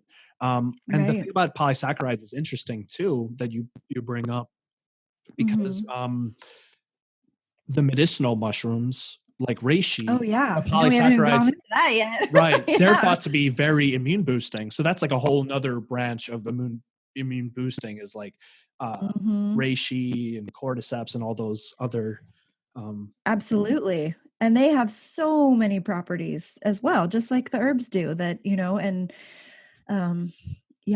you could geek out for years just on the mushrooms for sure. And that's one of the reasons I put usnea, which is not a mushroom, but in the fungal family, that it has really incredible communication with the immune system. And you just thinking about mushrooms and their whole mycelial network, you could go on and on about, the kind of communication they do, which is, I feel like, beyond human, like even our ability to understand.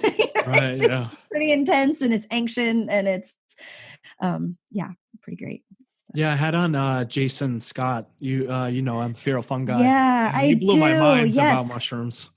So I he totally blows my mind. Yeah, I was gonna say I have his usnea right here. That's definitely a nice go-to standard for respiratory infections for me, for sure. So, and and I'm gonna be actually using his usnea in my Artemis here coming up in my next batch. So, and his their reishi as well. So, yeah, very excited. That's definitely a company I would super support for your immune health.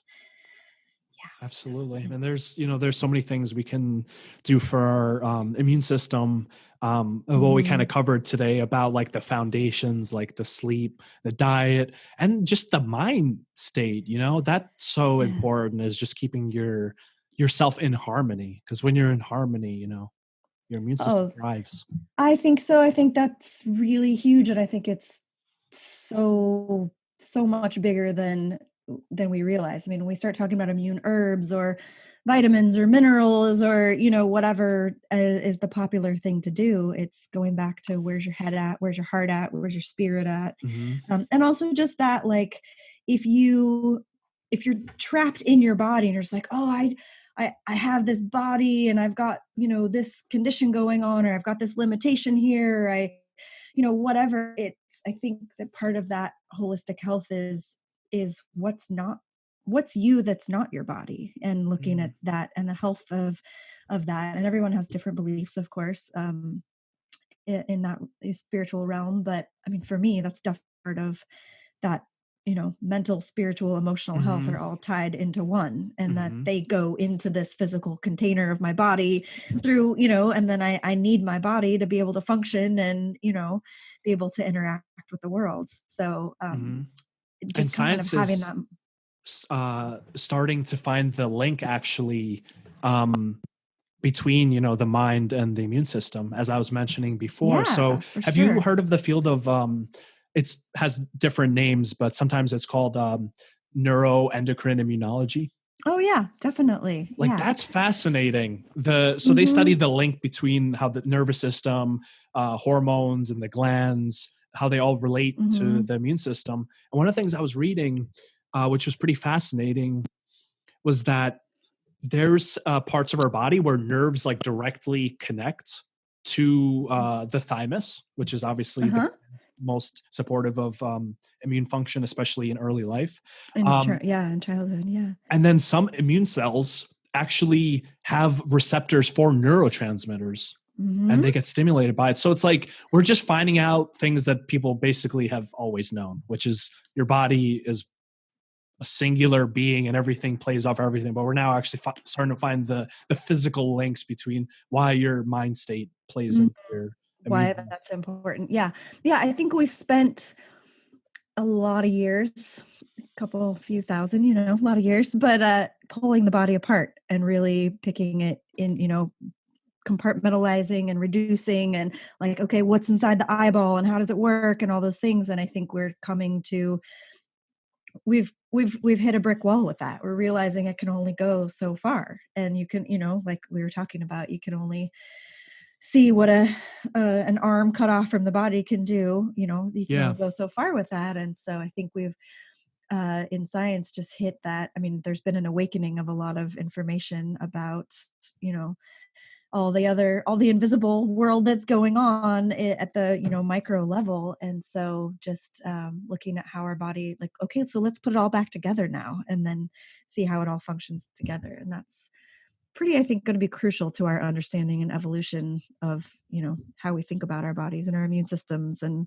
care for ourselves in the future is connecting all those dots. So I think that's the progress of healing, and science will go in that direction of, we went from fragmentation to understand the parts to coming together to how do the parts relate and what is, their function together as a holistic. So I think that's where we are right now, is to put the pieces together of all the facts that we have. But now it's like understanding that the facts were never separate to begin with of the body. Yeah, that they never were. You got to bring them back together. Yeah, absolutely. And I think we're on it's like we're on a precipice. We're on the very edge of like looking down into like, oh my God, it's all connected. And so it's pretty cool to think about like where we can go for the next 1,000 years, putting it all back together. Who knows what we'll find, now that just being open to that instead of being like, no, the heart is the heart is the heart. It's a pump. It does this. It's like, wait, there's neural tissue in the heart. And, the heart is actually your primary organ of perception. You actually see with your heart first, and your heart processes that information and then sends it to your brain, where then it processes and tells you what to do. Like there's tons of research just on that alone. And that's just those little like doors that are opening to like, oh wait, I thought the brain did all this stuff. It's actually the heart. Oh wait, I thought the immune system did this. Oh wait, that's connected integrally to the gut. Like what? Just those little doors being opened, I think, are all various rabbit holes that are going to be super cool. Right. They are super cool already, but I mean, just, each one could be a lifetime of study for sure. So, absolutely. Absolutely. Very cool stuff. So I think the key thing for these times, got excited again. I know, I watched you on screen for a minute, a little bit. I was like, wait, where did I I think the key thing for us to study to understand health will be humanology. Yes. Instead of biology and ology. Yep. It's just going to be humanology and earthology. And that's a whole other thing, is just that like the microcosm and macrocosm of everything, thinking about like those little teeny tiny cells in you, and they go out and out and out and out, and it's all the same out into the universe. And the same thing that your bones are made of are the same things that the mountains are made of. And you have passing through your body the same light that's in the sun. And, it's like you could go on about that. We're finding that it is connected and we're all made out of the same thing, and the earth is alive. And it's, now I'm speechless. It's too much. But so good. So good. It's, to me, that's what, a lot of people have asked me, like, are you anxious? Right now there's a lot of anxiety, and like we were talking a little bit about nervines, which could be a whole other subject of how to keep yourself mentally sane in a time of high anxiety and fearful news and all those things. But But I mean, I've been asked a lot, like, do you feel anxious? Are you worried? And I feel like there's a lot of just, for me personally, just a lot of that faith in the earth and faith in the intelligence of the things that we're not thinking about in our brains, just that level of communication that it's going to be okay. So, Right. yeah. Right. And the understanding that, even life at its best is transient, and that we have to kind of make best use of our, our time, our lives, our Mhm. relationships with people. And I think this whole crisis is kind of showing us how important those things really are. Because when you take away the busyness and everything, you start to see Mhm. like what is actually important to living a fulfilled and happy life. Right. What did I take for granted? And what did I think I could just do tomorrow that now I can't because it involved, being within 6 feet of someone, or, those kinds of things. And I think it's a really amazing opportunity. I think finding the opportunity and the positive in everything is like a super huge key to immune health, among other things. But just looking at this opportunity for so the world stopped. So what do you want it to look like when it starts again? I mean, I think we have a huge opportunity just in our singular and group consciousness to think about, like, what do you want it to look like, and how do you want it to be, and what are you noticing that's different now that you've stopped, and what are you Mm, missing now that it's stopped, and what are you sick of now that it's stopped, and what do you never want to do again when you go back to, I mean, I think we have a huge opportunity, and uh there's a really also big opportunity for just creativity. And, I mean, people are doing physically creative things. Like, people are like, oh yeah, I'm getting out my paints. I haven't painted in years. I'm learning to play the guitar on YouTube, or I'm, whatever, all these things. We're, playing around with herbs or our gardens and doing new things. And I think just that influx of creativity where we're all at home, like, oh wow, I have time to be creative now, is like mhm. going to be a huge birth in our consciousness, because it's something that we're allowing ourselves that then's going to open up a door to something else. And then maybe we'll have new creative solutions to other problems that we're like, oh, can't figure out how to live without plastic, or whatever it is that you're, stuck with. And, I mean, I think all kinds of solutions can be born out of this, that Mm, we can't see on the other side of it yet, and people are like mhm. annoyed they have to stay home, or we're worried about all these different things. And there's definitely, there's economic realities and all kinds of things that are happening, but just in that little base level of being able to be home and be creative, I think Mm, would be a huge thing that we just don't know what's on the other side yet. So yeah. I'm And excited about and that. how much do we love and appreciate our, artists and creatives in these Oh times, my gosh, right? that's pretty much, yeah, that's what I've been doing instead of Music, looking at the news. Yeah. movies, Uh-huh. literature, videos, podcasts, etc. Everyone who's doing that they're doing a great service that I think is just not appreciated unless you're quarantined in a Right. lot of cases. Absolutely. They're Like, a what would different you do? kind of first responder, for sure. Right. I mean, I think they're all feeding our souls right now. They really are. I think Mm, that all of that the beautiful art, the music, all those things are so healing. And I think, we have pictures on our walls, and we have books on our shelves, and we have music in the background, but I think also taking this time to slow down and really appreciate that element mm, of life, and how important creativity and art are in our existence. I mean, can you imagine what if we didn't have all that right now? Like, take away everything, and you're just, that'd be I rough. mean, that would be super rough. And even, yeah, I mean, you could go down the list of things, but I think that Yeah. that's been a really cool thing. And it's been nice to see all the free courses and the like free museum tours, and I watched an online, a virtual festival yesterday that happened in, out of New Zealand, and they had speakers, and then they had, all these different artists doing their, concert in their living room, and you got to see kind of everybody's studio, and some people had their kids running through, or their dog came up and, did something. But so it's kind of cool to see musicians personal little windows. And I think I was talking with a friend the other day about this kind of the reverse of the artists and musicians, that they're also used to that human interaction of their audiences, Mm, especially like the musicians that have big crowds of, the 30,000 person festival or crowd. that there's that interplay between, musician and audience, and there's an energy exchange there that now isn't happening. And so I think there's also new appreciation of artists about the people who appreciate their art, and how much that means to them. So Right. And we all play our part. We all play our role. And absolutely. I think that's becoming very obvious now. And I think that's going to be one of the big lessons is community, actually, because in times that are hard, like you begin to rely on your community. Yeah.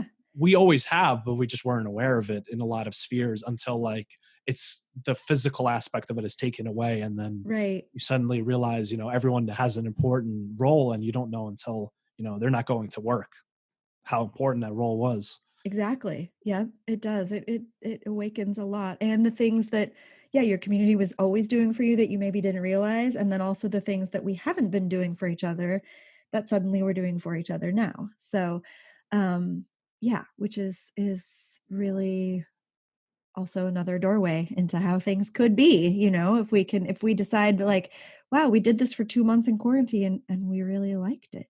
We really liked all these things we did for each other in this time. Maybe we should keep that up. Maybe we'll be a nicer people after this, so that's all interesting to think about. And we talked a little bit about our animals too, like how important and comforting they are. Oh, they're getting God. a huge level of appreciation, and they're appreciating us being home. Like, wow, like my cat has been so happy to have us out in the garden and home all day. It's like, yeah, this is the life. I'm sure, you can relate to that as well. And I'm hearing that from so many people that both they're so thankful for their animals, and their animals are like, yeah, it's about time you stayed home with me. Cool.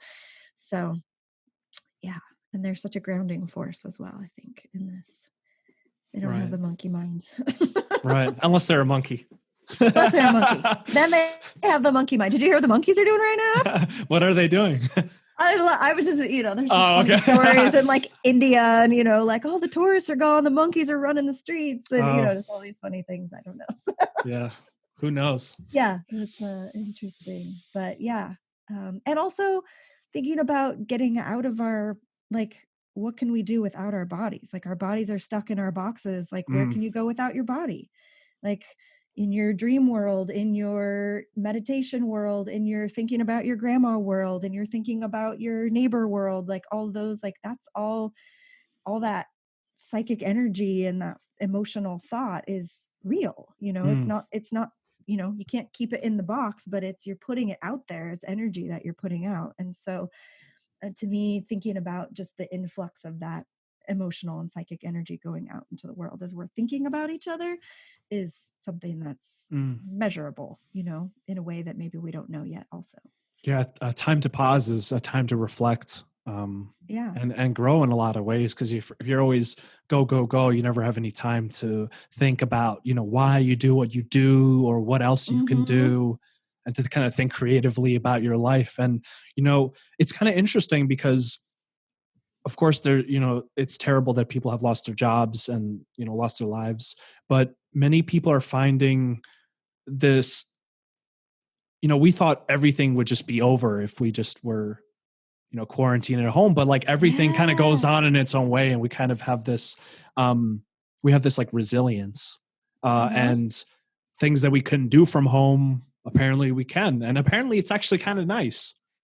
So like, I think we're going to learn some stuff that when we come back into quote unquote normal life we're not going to forget about. We're going to remember kind of like that, the good things at least. Yeah, no, it could be. I definitely think that there's going to be a little bit of sweetness in the memory there's, of course, like you said, there's a lot of not fun stuff happening as well, but there is going to be a little bit of that hopefully we, that we do carry forward. And I think there is a lot of, like you said, that everybody's like, well, we have to do it this way and it has to keep going and we can't stop and we can't, and then it's like, it stops and it's like, well, look, we're here, we're still here. And, now what, so we get a chance to look at like the machine stops, then we pick up and we do what we need to do to keep ourselves going and to keep ourselves, functional and healthy in all those ways without the structures around us. So maybe it's possible to, take some structures down and rebuild them in a way that we want to rebuild them, and it's going to be okay. but it's scary. Change is scary. I mean, that's definitely a human thing, that it's scary to change things, and it's scary to not follow the routine, scary to not, all those things. So, but I also think it's kind of the beginning. I think there's kind of a big road ahead of that. So it's good to get resilient now. Get your, I heard at the Wild Rose College webinar I was listening to the other night about just things people are doing, and one of I think he's the director, Yarrow Willard. He was saying, be the adaptogen. And I thought, adaptogens are that class of herb, like somewhat we talked about, like astragalus and ashwagandha are in there. And there's some more energetic ones, like fiery energetic ones, like maca and those things, and ginseng and eleuthero and that are supposed to help. Rhodiola is another one that help your body adapt to stress. Adapt to stress, right? Build resilience to stress. And so he was talking about this concept of being the adaptogen, and that look at how that herb functions, look at what it does now learn from that, and then you be the adaptogen for your family, for your friends, for your community, and build that resilience for yourself. And so that's some people were joking about it. I was like, okay, I'm going to start this new mantra every day. I'm going to wake up and be like, I am the adaptogen. Yes, but it's a good thing to think about, I think, and just building that inner strength, because I think we are going to need a lot of strength to change, and to just what we were talking about, compartmentalizing everything and then putting it back together. I think it's going to take a different mental arrangement in order to think in those ways. We're going to have to be thinking outside the box is going to have to be the normal, so. Yeah. And I think it's all about conscious perception, like choosing how you want to perceive a situation, because like the default way of perceiving might not be helpful. Like it might be like, I don't want to do that, or, I'm afraid. But if you find kind of the deeper reasons why you do it, or why you need to do it for yourself, it gives you empowerment rather than weakness. So it's so much about viewing things in a certain way. So making the best of a situation and thinking like, what can I do with what I have in front of me, and kind of coming back to center around all of this that's happening, all this change and uncertainty. Well, the certainty is, we're here now. So right. That's about all you got. Let's party. Yeah. And take some herbs. And take some herbs. Definitely. Yes. Take your herbs is good. Yeah. And that made me think back when you were talking about healing crisis too, though. You were talking about like needing to get sick before you get better. And I was thinking of how sometimes I think part of that healing crisis is that resistance. I think that's sometimes like you're sick, you have this low level thing going on, and there's sometimes you're sick because there's something else blocking it that isn't physical. It's the root of that, like, I always got headache, I've always had headaches, not me, but just somebody in general. Well, when did your headaches start? Well, they started when this traumatic thing happened. And so then when you go back to peeling the layers of the onion, you're not just taking a headache medicine when you're working with herbs and you're working with someone holistically. It's about peeling back the layers to find out the root cause, and not just using an herb as a band-aid, right? But so I think sometimes it's I think finding that herb that works in that person, that can communicate with them, sometimes it hits that nerve, it hits that, like, that's the root. And then there's sort of this freak out, like, then I have to face it. Now I got to look at that car accident or that death or that breakup or that trauma, and I got to process it on a conscious level because it came to the surface. And then on an unconscious level, there's that like, no, no, no, no, no, no, no. And so sometimes I think then it's like pushes you into a deeper state of illness, and then somehow you work it out, and to being able to figure it out. And it's not always, sometimes you just get a flu because you get a flu. It's not, always because of some emotional crisis, but thinking, I guess, of more like deeper chronic things. Right. Well, those chronic things and illnesses are kind of like a tapestry, there's so many different causes, and they all make sense as, why it's happening, but it's like, you have to find like that string, and you have to start pulling it. And if you pull any of the strings, eventually the other strings will pull. and you get your mind in order, and then your diet starts getting in order. You get your diet in order, suddenly your sleep gets in. It's all so interrelated that literally the best advice for health, I think, is just start doing something. Yeah, Drinking more water, absolutely. getting more sleep, because it's all about momentum. It's not, you don't have to fix everything today, but just the little bit that you can do, and it'll guide you along the path to health eventually.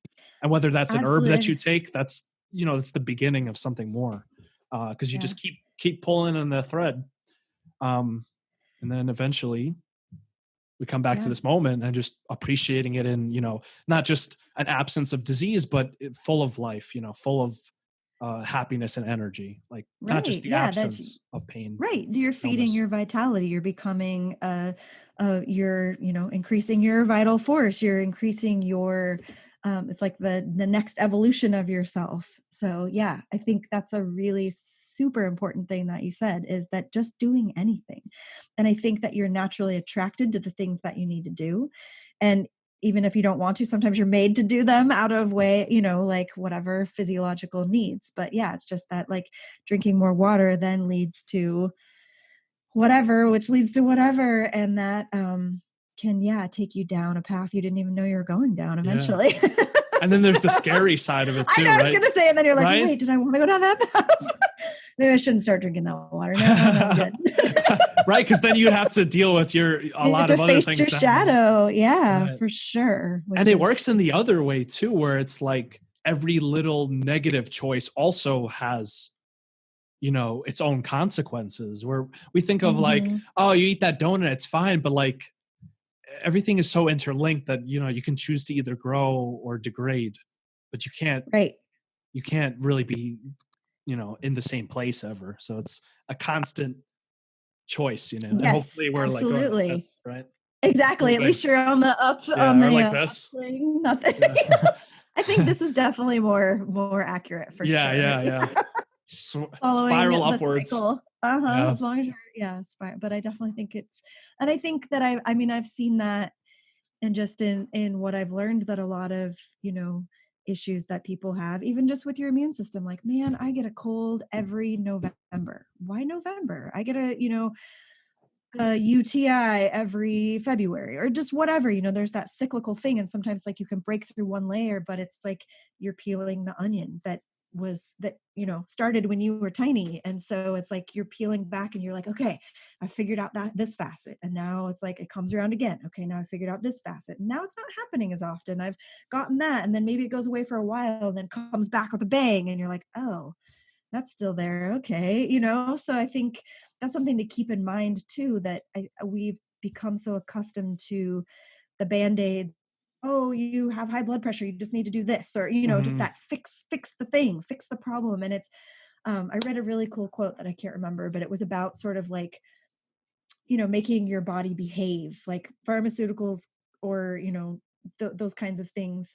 And just the disclaimer, of course, that there's many life-saving things that are great about that for emergencies and for certain conditions. But on the whole, the concept is more of like you're causing that symptom to go away. You're making your body behave in this certain way. Like, you need to get back in line. You're not allowed to have headaches. You're not allowed to have high blood pressure. You're not allowed to whatever. You need to get back in line. And that when you're working with herbs and lifestyle and all that, that it's not just like the quick and dirty kind of thing. It's more of you can alleviate some symptoms. You can have some elderflower tea and you can have a really great fever and then it's gone and you can see the results of that. But for more chronic things, I think it is more of like you said, it's a spiral, and you hit it again and you hit it again and you peel it off, and you it's something that you have to unravel. Like following the thread, you got to then also put the thread back together. And we talk about herbs as being, like antibacterial or immune boosting and all that. But at the end of the day, the herbs do what they do. And that's just our attempt to understand them. But what we do know is that throughout history, people have taken them and it's helped them somehow. And how, whether the herbs are, treating causes that we don't understand, or if some of them are being used on a more surface level, but still they act how they act, So, the philosophy helps us apply it, but life is what life is, and that's why we got to experiment. Yep, definitely. It's about there's the mystery that's in there. That's pretty essential, and be kind of boring without it. Exactly. Yeah. So thank you, sure. Brynn Anderson. Yeah, I know. You weren't kidding about that. We could go for 5 hours. Yeah, right? we really could. Yeah, that's we really could. And next, let's go on this tangent. We're going to have a part 3 for sure. Definitely. So yeah, follow Brynn Anderson on Instagram, Vital Force Herbs. Yep, Vital Force Herbs. Cool. Yep. And follow me at holistic _ psyche. Follow both of us because we post a lot of cool stuff. Yeah, we do. And you have a lot of cool podcasts. You've got all kinds of episodes to listen to. So yeah, awesome. Definitely. Well, I like your the mythic ones. Those are great too. So thank you. I appreciate that. Mm-hmm. Cool. All right. Well, thank you for having me. That was super fun. It was a pleasure. Yeah, definitely. So we'll do it again, and stay healthy and enjoy your cat and your books and all the fun things there are to do. You too. In this time.